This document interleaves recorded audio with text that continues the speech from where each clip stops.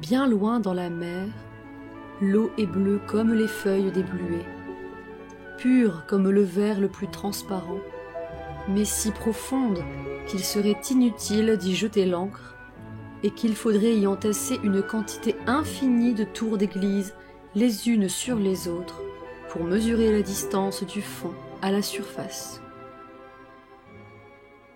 C'est là que demeure le peuple de la mer. Mais n'allez pas croire que ce fond se compose seulement de sable blanc. Non, il y croît des plantes et des arbres bizarres, et si souples que le moindre mouvement de l'eau les fait s'agiter comme s'ils étaient vivants. Tous les poissons, grands et petits, vont et viennent entre les branches, comme les oiseaux dans l'air. À l'endroit le plus profond se trouve le château du roi de la mer, dont les murs sont de corail, les fenêtres de belle ambre jaune, et le toit de coquillages qui s'ouvre et se ferme pour recevoir l'eau ou pour la rejeter. Chacun de ces coquillages referme des perles brillantes dont la moindre ferait honneur à la couronne d'une reine. Depuis plusieurs années, le roi de la mer était veuf, et sa vieille mère dirigeait sa maison. C'était une femme spirituelle, mais si fière de son rang qu'elle portait 12 huîtres à sa queue, tandis que les autres grands personnages n'en portaient que 6. Elle méritait des éloges pour les soins qu'elle prodiguait à ses 6 petites filles, toutes princesses charmantes. Cependant, la plus jeune était plus belle encore que les autres. Elle avait la peau douce et diaphane comme une feuille de rose, les yeux bleus comme un lac profond, mais elle n'avait pas de pieds. Ainsi que ses sœurs, son corps se terminait par une queue de poisson. Toute la journée, les enfants jouaient dans les grandes salles du château où des fleurs vivantes poussaient sur les murs. Lorsqu'on ouvrait les fenêtres d'ambre jaune, les poissons y entraient comme chez nous les hirondelles, et ils mangeaient dans la main des petites sirènes qui les caressaient. Devant le château était un grand jardin avec des arbres d'un bleu sombre ou d'un rouge de feu. Les fruits brillaient comme de l'or, et les fleurs, agitant sans cesse leurs tiges et leurs feuilles, ressemblaient à de petites flammes. Le sol se composait de sable blanc et fin, et une lueur bleue merveilleuse, qui se répandait partout, aurait fait croire qu'on était dans l'air, au milieu de l'azur du ciel, plutôt que sous la mer. Les jours de calme, on pouvait apercevoir le soleil, semblable à une petite fleur de pourpre versant la lumière de son calice. Chacune des princesses avait dans le jardin son petit terrain, qu'elle pouvait cultiver selon son bon plaisir. L'une lui donnait la forme d'une baleine, l'autre celle d'une sirène, mais la plus jeune fit le sien rond comme le soleil, et n'y planta que des fleurs rouges comme lui. C'était une enfant bizarre, silencieuse et réfléchie. Lorsque ses sœurs jouaient avec différents objets provenant des bâtiments naufragés, elle s'amusait à parer une jolie statuette de marbre blanc, représentant un charmant petit garçon, placé sous un sol pleureur magnifique, couleur de rose, qui la couvrait d'une ombre violette. Son plus grand plaisir consistait à écouter des récits sur le monde où vivent les hommes. Toujours, elle priait sa vieille grand-mère de lui parler des vaisseaux, des villes, des hommes et des animaux. Elle s'étonnait surtout que sur la terre, les fleurs exhalassent un parfum qu'elles n'ont pas sous les eaux de la mer, et que les forêts y fussent vertes. Elle ne pouvait pas s'imaginer comment les poissons chantaient et sautillaient sur les arbres. La grand-mère appelait les petits oiseaux des poissons, sans quoi elle ne se serait pas fait comprendre. « Lorsque vous aurez 15 ans, dit la grand-mère, je vous donnerai la permission de monter à la surface de la mer et de vous asseoir au clair de la lune sur des rochers pour voir passer les grands vaisseaux et faire connaissance avec les forêts et les villes. » L'année suivante, l'aînée des sœurs allait atteindre sa 15e année, et comme il n'y avait qu'une année de différence entre chaque sœur, la plus jeune devait encore attendre 5 ans pour sortir du fond de la mer. Mais l'une promettait toujours à l'autre de lui faire le récit des merveilles qu'elle aurait vues à sa première sortie, car leur grand-mère ne parlait jamais assez, et il y avait tant de choses qu'elle brûlait de savoir. La plus curieuse, c'était certes la plus jeune. Souvent, la nuit, elle se tenait auprès de la fenêtre ouverte, cherchant à percer de ses regards l'épaisseur de l'eau bleue que les poissons battaient de leurs nageoires et de leur queue. Elle aperçut en effet la lune et les étoiles, mais elles lui paraissaient toutes pâles et considérablement grossies par l'eau. Lorsque quelques nuages noirs les voilaient, elle savait que c'était une baleine ou un navire chargé d'hommes qui nageait au-dessus d'elle. Certes, ces hommes ne pensaient pas qu'une charmante petite sirène étendait au-dessous d'eux ses mains blanches vers la carène. Le jour vint où la princesse aînée atteignit sa 15e année, et elle monta à la surface de la mer. À son retour, elle avait 1000 choses à raconter. « Oh !» disait-elle. « C'est délicieux de voir, étendu au clair de la lune, sur un banc de sable, au milieu de la mer calme, les rivages de la grande ville où les lumières brillent comme des centaines d'étoiles, d'entendre la musique harmonieuse, le son des cloches des églises, et tout ce bruit d'hommes et de voitures. » Oh, comme sa petite sœur l'écoutait attentivement. Tous les soirs, debout à la fenêtre ouverte, regardant à travers l'énorme masse d'eau, elle rêvait à la grande ville, à son bruit et à ses lumières, et croyait entendre sonner les cloches tout près d'elle. L'année suivante, la seconde des sœurs reçut la permission de monter. Elle sortit sa tête de l'eau au moment où le soleil touchait à l'horizon, et la magnificence de ce spectacle la ravit au dernier point. « Tout le ciel, disait-elle à son retour, ressemblait à de l'or, et la beauté des nuages était au-dessus de tout ce qu'on peut imaginer. Ils passaient devant moi, rouges et violets, et au milieu d'eux volait vers le soleil, comme un long voile blanc, une bande de cygnes sauvages. Moi aussi j'ai voulu nager vers le grand astre rouge, mais tout à coup il a disparu, et la lueur rose qui teignait la surface de la mer ainsi que les nuages s'évanouit bientôt. » Puis vint le tour de la 3e sœur. C'était la plus hardie, aussi elle remonta le cours d'un large fleuve. Elle vit d'admirables collines plantées de vignes, de châteaux et de fermes situées au milieu de forêts superbes. Elle entendit le chant des oiseaux, et la chaleur du soleil la força à se plonger plusieurs fois dans l'eau pour rafraîchir sa figure. Dans une baie, elle rencontra une foule de petits êtres humains qui jouaient en se baignant.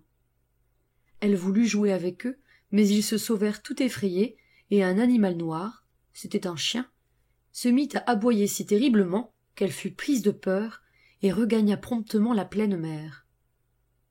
Mais jamais elle ne put oublier les superbes forêts, les collines vertes et les gentils enfants qui savaient nager, quoiqu'ils n'eussent point de queue de poisson. La 4e sœur, qui était moins hardie, aima mieux rester au milieu de la mer sauvage, où la vue s'étendait à plusieurs lieues, et où le ciel s'arrondissait au-dessus de l'eau comme une grande cloche de verre. Elle apercevait de loin les navires, pas plus grands que des mouettes. Les dauphins joyeux faisaient des culbutes, et les baleines colossales lançaient des jets d'eau de leurs narines. Le tour de la 5e arriva.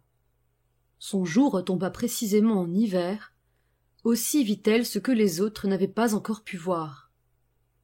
La mer avait une teinte verdâtre, et partout nageaient, avec des formes bizarres et brillantes comme des diamants, des montagnes de glace.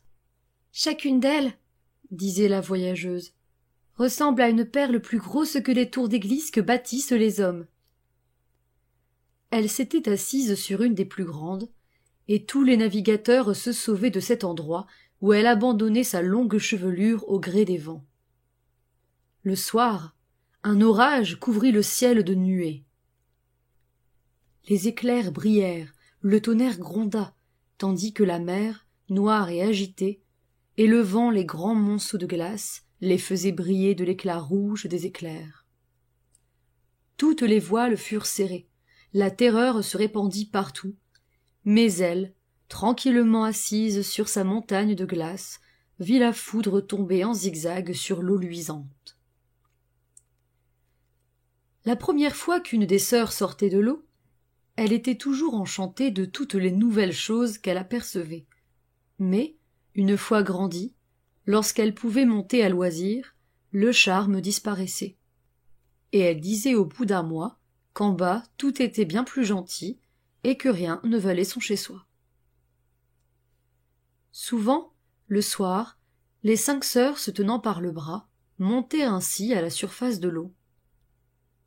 Elles avaient des voix enchanteresses comme nulle créature humaine, et si par hasard quelque orage leur faisait croire qu'un navire allait sombrer, elles nageaient devant lui et entonnaient des chants magnifiques sur la beauté du fond de la mer, invitant les marins à leur rendre visite. Mais ceux-ci ne pouvaient comprendre les paroles des sirènes, et ils ne virent jamais les magnificences qu'elles célébraient, car aussitôt le navire englouti, les hommes se noyaient, et leurs cadavres seuls arrivaient au château du roi de la mer. Pendant l'absence de ses 5 sœurs, la plus jeune restait seule auprès de la fenêtre, les suivait du regard et avait envie de pleurer. Mais une sirène n'a point de larmes, et son cœur en souffre davantage. « Oh, si j'avais 15 ans, disait-elle, je sens déjà combien j'aimerais le monde d'en haut et les hommes qui l'habitent. » Le jour vint où elle eut 15 ans.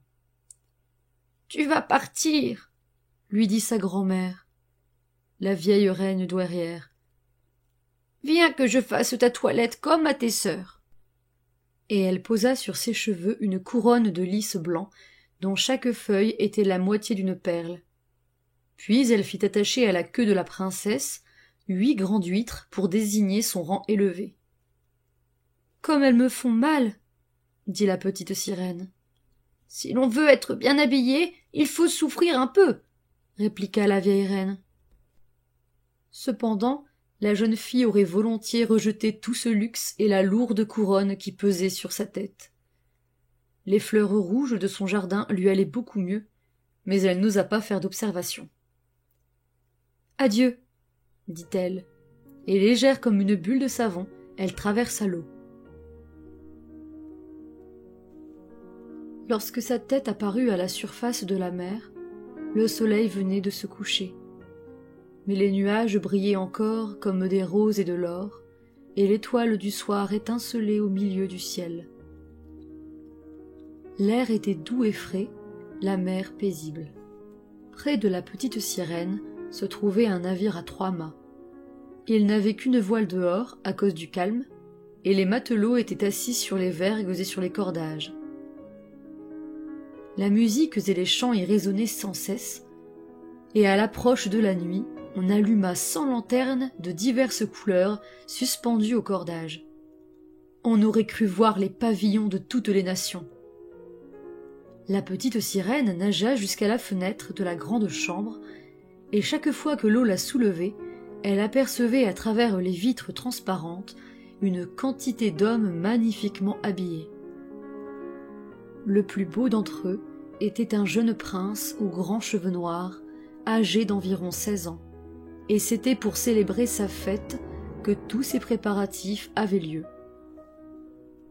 Les matelots dansaient sur le pont, et lorsque le jeune prince s'y montra, 100 fusées s'élevèrent dans les airs, répandant une lumière comme celle du jour. La petite sirène eut peur et s'enfonça dans l'eau, mais bientôt elle reparut, et alors toutes les étoiles du ciel semblèrent pleuvoir sur elle.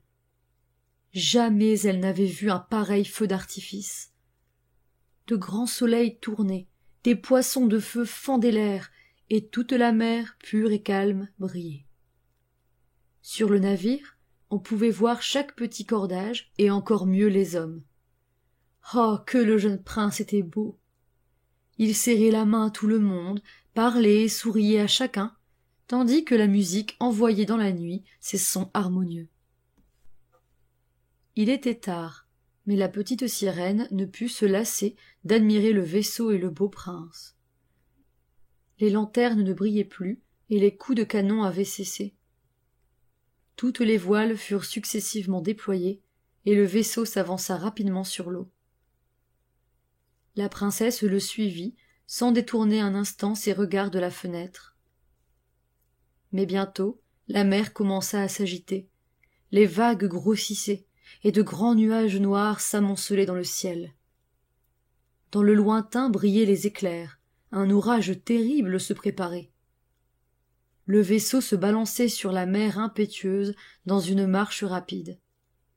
Les vagues, se dressant comme de hautes montagnes, tantôt le faisaient rouler entre elles comme un cygne, tantôt l'élevaient sur leur cime. La petite sirène se plut d'abord à ce voyage accidenté. Mais lorsque le vaisseau, subissant de violentes secousses, commença à craquer, lorsque tout à coup le mât se brisa comme un jonc, et que le vaisseau se pencha d'un côté tandis que l'eau pénétrait dans la cale, alors elle comprit le danger, et elle dut prendre garde elle-même aux poutres et aux débris qui se détachaient du bâtiment. Par moments, il se faisait une telle obscurité qu'elle ne distinguait absolument rien. D'autres fois, les éclairs lui rendaient visibles les moindres détails de cette scène. L'agitation était à son comble sur le navire. Encore une secousse! Il se fendit tout à fait, et elle vit le jeune prince s'engloutir dans la mer profonde. Transportée de joie, elle crut qu'il allait descendre dans sa demeure, mais elle se rappela que les hommes ne peuvent vivre dans l'eau, et que par conséquent il arriverait mort au château de son père. Alors, pour le sauver, elle traversa à la nage les poutres et les planches éparses sur la mer, au risque de se faire écraser, plongea profondément sous l'eau à plusieurs reprises, et ainsi elle arriva jusqu'au jeune prince, au moment où ses forces commençaient à l'abandonner, et où il fermait déjà les yeux, près de mourir. La petite sirène le saisit, soutint sa tête au-dessus de l'eau, puis s'abandonna avec lui aux caprices des vagues.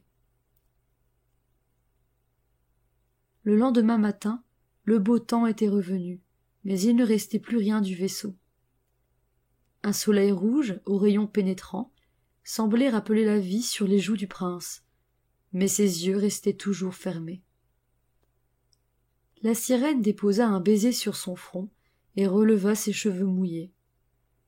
Elle lui trouva une ressemblance avec la statue de marbre de son petit jardin et fit des vœux pour son salut. Elle passa devant la terre ferme, couverte de hautes montagnes bleues à la cime desquelles brillait la neige blanche. Au pied de la côte, au milieu d'une superbe forêt verte, s'étendait un village avec une église ou un couvent. En dehors des portes s'élevaient de grands palmiers, et dans les jardins croissaient des orangers et des citronniers. Non loin de cet endroit, la mer formait un petit golfe s'allongeant jusqu'à un rocher couvert d'un sable fin et blanc. C'est là que la sirène déposa le prince, ayant soin de lui tenir la tête haute et de la présenter aux rayons du soleil. Bientôt, les cloches de l'église commencèrent à sonner, et une quantité de jeunes filles apparurent dans un des jardins. La petite sirène s'éloigna en nageant et se cacha derrière quelques grosses pierres pour observer ce qui arriverait au pauvre prince. Quelques moments après, une des jeunes filles vint à passer devant lui.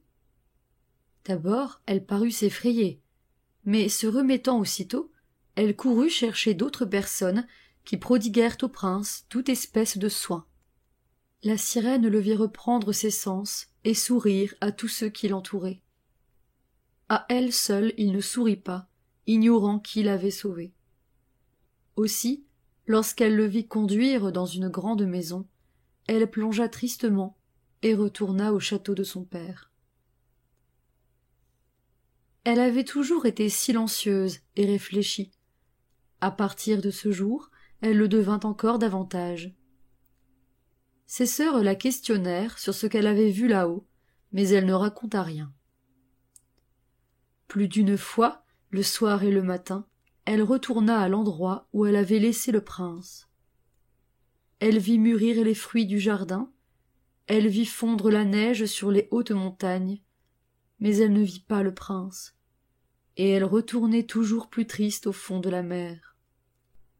Là, sa seule consolation était de s'asseoir dans son petit jardin et d'entourer de ses bras la jolie statuette de marbre qui ressemblait au prince, tandis que ses fleurs négligées, oubliées, s'allongeaient dans les allées comme dans un lieu sauvage, entrelaçaient leurs longues tiges dans les branches des arbres, et formaient ainsi des voûtes épaisses qui obstruaient la lumière. Enfin, cette existence lui devint insupportable. Elle confia tout à une de ses sœurs, qui le raconta aussitôt aux autres, mais à elle seule et à quelques autres sirènes qui ne le répétèrent qu'à leurs amies intimes. Il se trouva qu'une de ces dernières, ayant vu aussi la fête célébrée sur le vaisseau, connaissait le prince et savait l'endroit où était situé son royaume. « Viens, viens, petite sœur !» dirent les autres princesses, et s'entrelaçant les bras sur les épaules, elles s'élevèrent en file sur la mer devant le château du prince. Ce château était construit de pierres jaunes et luisantes. De grands escaliers de marbre conduisaient à l'intérieur et au jardin. Plusieurs dômes dorés brillaient sur le toit, et entre les colonnes des galeries se trouvaient des statues de marbre qui paraissaient vivantes. Les salles, magnifiques, étaient ornées de rideaux et de tapis incomparables, et les murs couverts de grandes peintures. Dans le grand salon, le soleil réchauffait, à travers un plafond de cristal, les plantes les plus rares, qui poussaient dans un grand bassin au-dessous de plusieurs jets d'eau. Dès lors, la petite sirène revint souvent à cet endroit, la nuit comme le jour. Elle s'approchait de la côte et osait même s'asseoir sous le grand balcon de marbre qui projetait son ombre bien avant sur les eaux. De là, elle voyait au clair de la lune le jeune prince qui se croyait seul. Souvent, au son de la musique, il passa devant elle dans un riche bateau pavoisé, et ceux qui apercevaient son voile blanc dans les roseaux verts la prenaient pour un cygne ouvrant ses ailes. Elle entendait aussi les pêcheurs dire beaucoup de bien du jeune prince, et alors elle se réjouissait de lui avoir sauvé la vie, quoiqu'il l'ignorât complètement. Son affection pour les hommes croissait de jour en jour. De jour en jour aussi, elle désirait davantage s'élever jusqu'à eux. Leur monde lui semblait bien plus vaste que le sien. Il savait franchir la mer avec des navires, grimper sur les hautes montagnes au-delà des nues. Il jouissait d'immenses forêts et de champs verdoyants. Ses sœurs ne pouvant satisfaire toute sa curiosité, elle questionna sa vieille grand-mère, qui connaissait bien le monde plus élevé, celui qu'elle appelait à juste titre les pays au-dessus de la mer. « Si les hommes ne se noient pas, demanda la jeune princesse, est-ce qu'ils vivent éternellement? Ne meurent-ils pas comme nous? Sans doute, répondit la vieille. Ils meurent, et leur existence est même plus courte que la nôtre. Nous autres, nous vivons quelquefois 300 ans, puis, cessant d'exister, nous nous transformons en écume, car au fond de la mer ne se trouve point de tombe pour recevoir les corps inanimés. Notre âme n'est pas immortelle. Avec la mort, tout est fini. Nous sommes comme les roseaux verts. Une fois coupés, ils ne verdissent plus jamais. Les hommes, au contraire, possèdent une âme qui vit éternellement, qui vit après que leur corps s'est changé en poussière. Cette âme monte à travers la subtilité de l'air jusqu'aux étoiles qui brillent, et de même que nous nous élevons du fond des eaux pour voir le pays des hommes, ainsi eux s'élèvent à de délicieux endroits immenses, inaccessibles au peuple de la mer. « Mais pourquoi n'avons-nous pas aussi une âme immortelle ?» dit la petite sirène affligée. « Je donnerais volontiers les centaines d'années qui me restent à vivre pour être homme, ne fût-ce qu'un jour, et participer ensuite au monde céleste. »« Ne pense pas à de pareilles sottises, » répliqua la vieille. « Nous sommes bien plus heureux ici en bas que les hommes là-haut. »« Il faut donc un jour que je meure. Je ne serai plus qu'un peu d'écume. Pour moi, plus de murmure des vagues, plus de fleurs, plus de soleil. N'est-il donc aucun moyen pour moi d'acquérir une âme immortelle ? » Un seul, mais à peu près impossible. Il faudrait qu'un homme conçût pour toi un amour infini, que tu y devinsses plus cher que son père et sa mère. Alors, attaché à toi de toute son âme et de tout son cœur, s'il faisait unir par un prêtre sa main droite à la tienne, en promettant une fidélité éternelle, son âme se communiquerait à ton corps, et tu serais admise au bonheur des hommes. Mais jamais une telle chose ne pourra se faire. Ce qui passe ici dans la mer pour la plus grande beauté, ta queue de poisson, ils la trouvent détestable sur la terre. Pauvres hommes, pour être beaux, ils s'imaginent qu'il leur faut 2 supports grossiers qu'ils appellent jambes. La petite sirène soupira tristement en regardant sa queue de poisson. « Soyons gais, dit la vieille. Sautons et amusons-nous le plus possible pendant les 300 années de notre existence. C'est, ma foi, un laps de temps assez gentil. Nous nous reposerons d'autant mieux après. Ce soir, il y a bal à la cour. » On ne peut se faire une idée sur la terre d'une pareille magnificence. La grande salle de danse tout entière n'était que de cristal. Des milliers de coquillages énormes, rangés de chaque côté, éclairaient la salle d'une lumière bleuâtre, qui, à travers les murs transparents, illuminait aussi la mer au dehors. On y voyait nager d'innombrables poissons, grands et petits, couverts d'écailles luisantes comme de la pourpre, de l'or et de l'argent. Au milieu de la salle coulait une large rivière sur laquelle dansaient les dauphins et les sirènes au son de leur propre voix qui était superbe. La petite sirène fut celle qui chanta le mieux, et on l'applaudit si fort que pendant un instant la satisfaction lui fit oublier les merveilles de la terre. Mais bientôt elle reprit ses anciens chagrins, pensant au beau prince et à son âme immortelle. Elle quitta le chant et les rires, sortit doucement du château et s'assit dans son petit jardin. Là, elle entendit le son des cors qui pénétraient l'eau. « Ah, le voilà qui passe, celui que j'aime de tout mon cœur et de toute mon âme, celui qui occupe toutes mes pensées, à qui je voudrais confier le bonheur de ma vie. Je risquerai tout pour lui et pour gagner une âme immortelle. Pendant que mes sœurs dansent dans le château de mon père, je vais aller trouver la sorcière de la mer que j'ai tant eue en horreur jusqu'à ce jour. Elle pourra peut-être me donner des conseils et me venir en aide. » Et la petite sirène, sortant de son jardin, se dirigea vers les tourbillons mugissants derrière lesquels demeurait la sorcière. Jamais elle n'avait suivi ce chemin. Pas une fleur ni un brin d'herbe n'y poussait. Le fond, de sable gris et nu, s'étendait jusqu'à l'endroit où l'eau, comme des meules de moulin, tournait rapidement sur elle-même, engloutissant tout ce qu'elle pouvait attraper.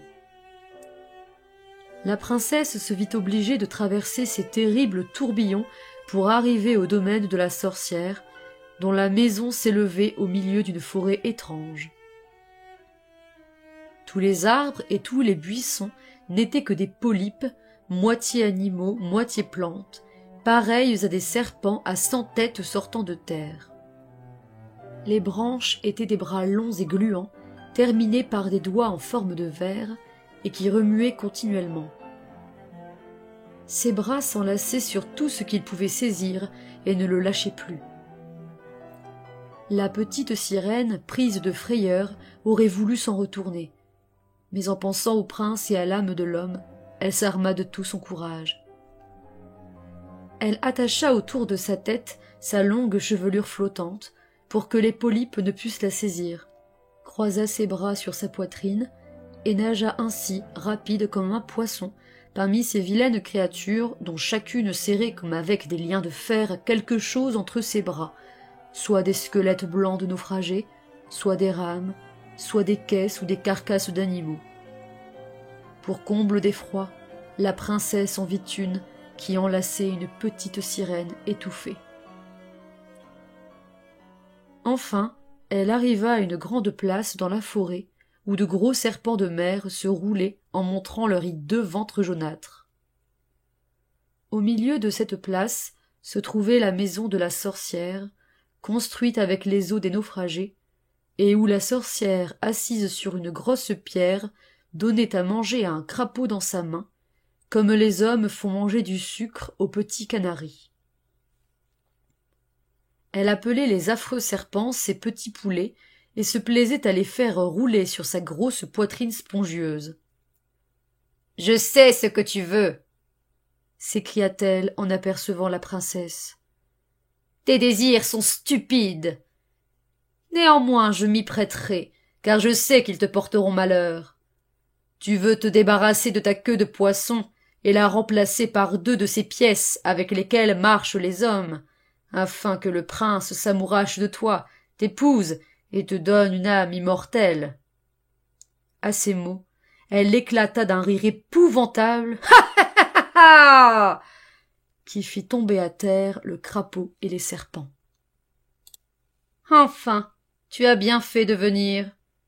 Demain, au lever du soleil, c'eût été trop tard, et il t'aurait fallu attendre encore une année. Je vais te préparer un élixir que tu emporteras à terre avant le point du jour. Assieds-toi sur la côte et bois-le. Aussitôt ta queue se rétrécira et se partagera en ce que les hommes appellent 2 belles jambes. Mais je te préviens que cela te fera souffrir comme si l'on te coupait avec une épée tranchante. Tout le monde admirera ta beauté, tu conserveras ta marche légère et gracieuse, mais chacun de tes pas te causera autant de douleur que si tu marchais sur des pointes d'épingle, et fera couler ton sang. Si tu veux endurer toutes ces souffrances, je consens à t'aider. »« Je les supporterai, » dit la sirène d'une voix tremblante, en pensant au prince et à l'âme immortelle. « Mais souviens-toi, » continua la sorcière, « qu'une fois changé en être humain, jamais tu ne pourras redevenir sirène. Jamais tu ne reverras le château de ton père. Et si le prince, oubliant son père et sa mère, ne s'attache pas à toi de tout son cœur et de toute son âme, ou s'il ne veut pas faire bénir votre union par un prêtre, tu n'auras jamais une âme immortelle. Le jour où il épousera une autre femme, ton cœur se brisera, et tu ne seras plus qu'un peu d'écume sur la cime des vagues. »« J'y consens, » dit la princesse, pâle comme la mort. « En ce cas, » poursuivit la sorcière, « il faut aussi que tu me payes, et je ne demande pas peu de choses. Ta voix est la plus belle parmi celles du fond de la mer. Tu penses avec elle enchanter le prince, mais c'est précisément ta voix que j'exige en paiement. Je veux ce que tu as de plus beau en échange de mon précieux élixir, car pour le rendre bien efficace, je dois y verser mon propre sang. »« Mais si tu prends ma voix, » demanda la petite sirène, « que me restera-t-il ?»« Ta charmante figure, » répondit la sorcière, « ta marche légère et gracieuse et tes yeux expressifs, cela suffit pour entortiller le cœur d'un homme. Allons, du courage, tire ta langue que je la coupe, puis je te donnerai l'élixir. »« Soit, » répondit la princesse, et la sorcière lui coupa la langue. La pauvre enfant resta muette. Là-dessus, la sorcière mit son chaudron sur le feu pour faire bouillir la boisson magique. « La propreté est une bonne chose, » dit-elle en prenant un paquet de vipères pour nettoyer le chaudron. Puis, se faisant une entaille dans la poitrine, elle laissa couler son sang noir dans le chaudron. Une vapeur épaisse en sortit, formant des figures bizarres, affreuses. À chaque instant, la vieille ajoutait un nouvel ingrédient, et lorsque le mélange bouillit à gros bouillon, il rendit un son pareil au gémissement du crocodile. L'élixir, une fois préparé, ressemblait à de l'eau claire. « Le voici, » dit la sorcière, après l'avoir versé dans une fiole. « Si les polypes voulaient te saisir, quand tu t'en retourneras par ma forêt, tu n'as qu'à leur jeter une goutte de cette boisson, et ils éclateront en 1000 morceaux. » Ce conseil était inutile, car les polypes, en apercevant l'élixir qui luisait dans la main de la princesse comme une étoile, reculèrent effrayés devant elle. Ainsi, elle traversa la forêt et les tourbillons mugissants. Quand elle arriva au château de son père, les lumières de la grande salle de danse étaient éteintes. Tout le monde dormait sans doute, mais elle n'osa pas entrer. Elle ne pouvait plus leur parler, et bientôt elle allait les quitter pour jamais. Il lui semblait que son cœur se brisait de chagrin. Elle se glissa ensuite dans le jardin, cueillit une fleur de chaque parterre de ses sœurs, envoya du bout des doigts 1000 baisers au château, et monta à la surface de la mer. Le soleil ne s'était pas encore levé lorsqu'elle vit le château du prince. Elle s'assit sur la côte et but l'élixir. Ce fut comme si une épée affilée lui traversait le corps. Elle s'évanouit et resta comme morte. Le soleil brillait déjà sur la mer lorsqu'elle se réveilla, éprouvant une douleur cuisante. Mais en face d'elle était le beau prince, qui attachait sur elle ses yeux noirs. La petite sirène baissa les siens, et alors elle vit que sa queue de poisson avait disparu et que de jambes blanches et gracieuses la remplaçaient. Le prince lui demanda qui elle était et d'où elle venait. L'homme la prit par la main et la conduisit au château. Chaque pas, comme avait dit la sorcière, lui causait des douleurs atroces. Cependant, au bras du prince, elle monta l'escalier de marbre, légère comme une bulle de savon, et tout le monde admira sa marche gracieuse. On la revêtit de soie et de mousseline, sans pouvoir assez admirer sa beauté. Mais elle restait toujours muette. Des esclaves, habillés de soie et d'or, chantaient devant le prince les exploits de ses ancêtres. Elle chantait bien, et le prince les applaudissait en souriant à la jeune fille. « S'il savait, pensa-t-elle, que pour lui j'ai sacrifié une voix plus belle encore. » Après le chant, les esclaves exécutèrent une danse gracieuse au son d'une musique charmante. Mais lorsque la petite sirène se mit à danser, élevant ses bras blancs et se tenant sur la pointe des pieds, sans toucher presque le plancher, tandis que ses yeux parlaient au cœur mieux que le chant des esclaves, tous furent ravis en extase. Le prince s'écria qu'elle ne le quitterait jamais et lui permit de dormir à sa porte sur un coussin de velours. Tout le monde ignorait les souffrances qu'elle avait endurées en dansant. Le lendemain, le prince lui donna un costume d'Amazone pour qu'elle le suivît à cheval. Ils traversèrent ainsi les forêts parfumées et gravirent les hautes montagnes. La princesse, tout en riant, sentait saigner ses pieds. La nuit, lorsque les autres dormaient, elle descendit secrètement l'escalier de marbre et se rendit à la côte pour rafraîchir ses pieds brûlants dans l'eau froide de la mer, et le souvenir de sa patrie revint à son esprit. Une nuit, elle aperçut ses sœurs se tenant par la main. Elles chantaient si tristement en nageant que la petite sirène ne put s'empêcher de leur faire signe. L'ayant reconnue, elles lui racontèrent combien elle leur avait causé de chagrin. Toutes les nuits elles revinrent, et une fois elles amenèrent aussi la vieille grand-mère, qui depuis nombre d'années n'avait pas mis la tête hors de l'eau, et le roi de la mer avec sa couronne de corail. Tous les deux étendirent leurs mains vers leur fille, mais ils n'osèrent pas, comme ses sœurs, s'approcher de la côte. Tous les jours, le prince l'aimait de plus en plus, mais il l'aimait comme on aime une enfant bonne et gentille, sans avoir l'idée d'en faire sa femme. Cependant, pour qu'elle eût une âme immortelle et qu'elle ne devînt pas un jour un peu d'écume, il fallait que le prince épousât la sirène. « Ne m'aimes-tu pas mieux que toutes les autres ?» Voilà ce que semblaient dire les yeux de la pauvre petite lorsque, la prenant dans ses bras, il déposait un baiser sur son beau front. « Certainement, » répondit le prince, « car tu as meilleur cœur que toutes les autres. Tu m'es plus dévouée, et tu ressembles à une jeune fille que j'ai vue un jour, mais que sans doute je ne reverrai jamais. Me trouvant sur un navire qui fit naufrage, je fus poussé à terre par les vagues près d'un couvent habité par plusieurs jeunes filles. La plus jeune d'entre elles, elle me trouva sur la côte et me sauva la vie, mais je ne la vis que 2 fois. Jamais dans le monde je ne pourrai aimer une autre qu'elle. Eh bien, tu lui ressembles. Quelquefois même tu remplaces son image dans mon âme.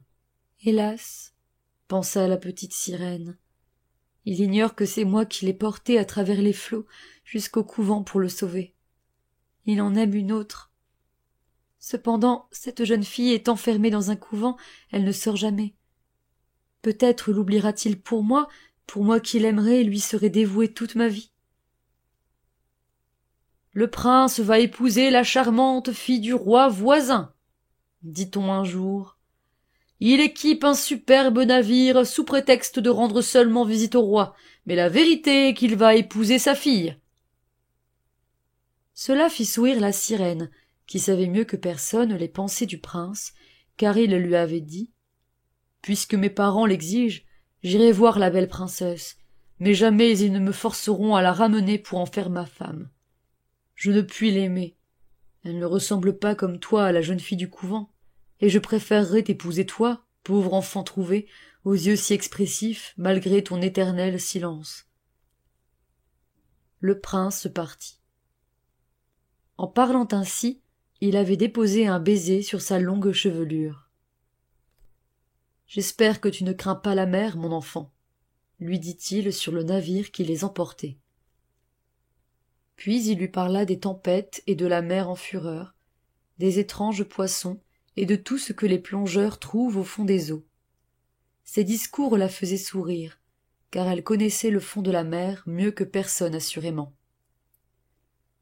Au clair de la lune, lorsque les autres dormaient, assise sur le bord du vaisseau, elle plongeait ses regards dans la transparence de l'eau et croyait apercevoir le château de son père, et sa vieille grand-mère les yeux fixés sur la carène. Une nuit, ses sœurs lui apparurent.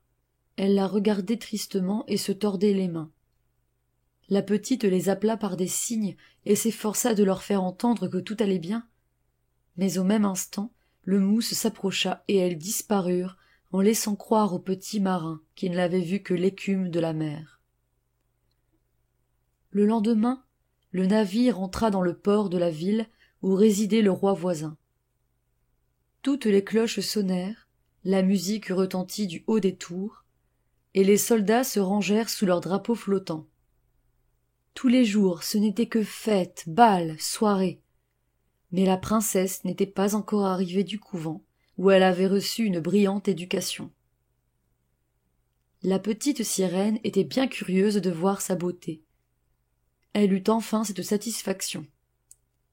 Elle dut reconnaître que jamais elle n'avait vu une si belle figure, une peau si blanche et de grands yeux noirs si séduisants. « C'est toi !» s'écria le prince en l'apercevant. « C'est toi qui m'as sauvé la vie sur la côte !» Et il serra dans ses bras sa fiancée rougissante. « C'est trop de bonheur !» continua-t-il en se tournant vers la petite sirène. « Mes vœux les plus ardents sont accomplis. Tu partageras ma félicité, car tu m'aimes mieux que tous les autres. » L'enfant de la mer baisa la main du prince, bien qu'elle se sentît le cœur brisé. Le jour de la noce de celui qu'elle aimait, elle devait mourir et se changer en écume. La joie régnait partout. Des héros annoncèrent les fiançailles dans toutes les rues au son des trompettes. Dans la grande église, une huile parfumée brûlait dans des lampes d'argent. Les prêtres agitaient les encensoirs. Les deux fiancés se donnèrent la main et reçurent la bénédiction de l'évêque. Habillée de soie et d'or, la petite sirène assistait à la cérémonie. Mais elle ne pensait qu'à sa mort prochaine et à tout ce qu'elle avait perdu dans ce monde. Le même soir, les deux jeunes époux s'embarquèrent au bruit des salves d'artillerie. Tous les pavillons flottaient, au milieu du vaisseau se dressait une tente royale d'or et de pourpre, où l'on avait préparé un magnifique lit de repos. Les voiles s'enflèrent, et le vaisseau glissa légèrement sur la mer limpide. À l'approche de la nuit, on alluma des lampes de diverses couleurs, et les marins se mirent à danser joyeusement sur le pont. La petite sirène se rappela alors la soirée où pour la première fois elle avait vu le monde des hommes. Elle se mêla à la danse, légère comme une hirondelle, et elle se fit admirer comme un être surhumain. Mais il est impossible d'exprimer ce qui se passait dans son cœur. Au milieu de la danse, elle pensait à celui pour qui elle avait quitté sa famille et sa patrie, sacrifié sa voix merveilleuse et subi des tourments inouïs. Cette nuit était la dernière où elle respirait le même air que lui, où elle pouvait regarder la mer profonde et le ciel étoilé. Une nuit éternelle, une nuit sans rêve l'attendait, puisqu'elle n'avait pas une âme immortelle. Jusqu'à minuit, la joie et la gaieté régnèrent autour d'elle. Elle-même riait et dansait, la mort dans le cœur. Enfin, le prince et la princesse se retirèrent dans leur tente. Tout devint silencieux, et le pilote resta seul, debout, devant le gouvernail.